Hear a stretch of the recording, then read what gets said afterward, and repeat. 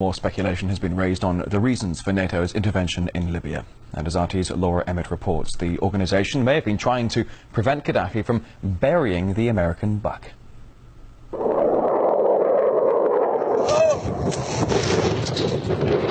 According to some, it's about protecting civilians.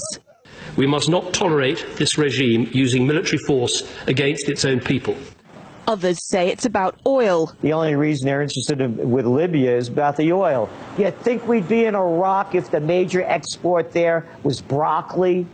But some are convinced intervention in Libya is all about currency, specifically Gaddafi's plan to introduce the gold dinar, a single African currency made from gold, a true sharing of the wealth. It's one of these things that you have to plan almost in secret, because as soon as you say you're going to change over from the dollar to something else, you're going to be targeted. There were two conferences on this, one in 1996 and another one in the year 2000, called the World Mataba Conference, organised by Ghadafi. And everybody was interested.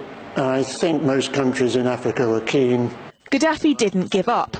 In the months leading up to the military intervention, he called on African and Muslim nations to join together to create this new currency that would rival the dollar and euro.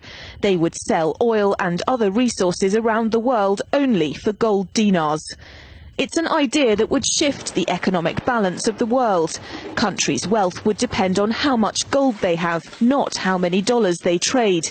And Libya has 144 tons of gold. The UK has double that, but 10 times the population. If Gaddafi had an intent to try to reprice his oil or whatever else the country was selling in the global markets and accept something else as a currency, or maybe launch a gold dinar currency, any move such as that would certainly not be welcomed by the power elite today who are responsible for controlling the world's central banks. So yes, that would certainly be something that would cause his immediate dismissal and the need for other reasons to be brought forth for removing him from power. It's happened before. In 2000, Saddam Hussein announced Iraqi oil would be traded in euros, not dollars.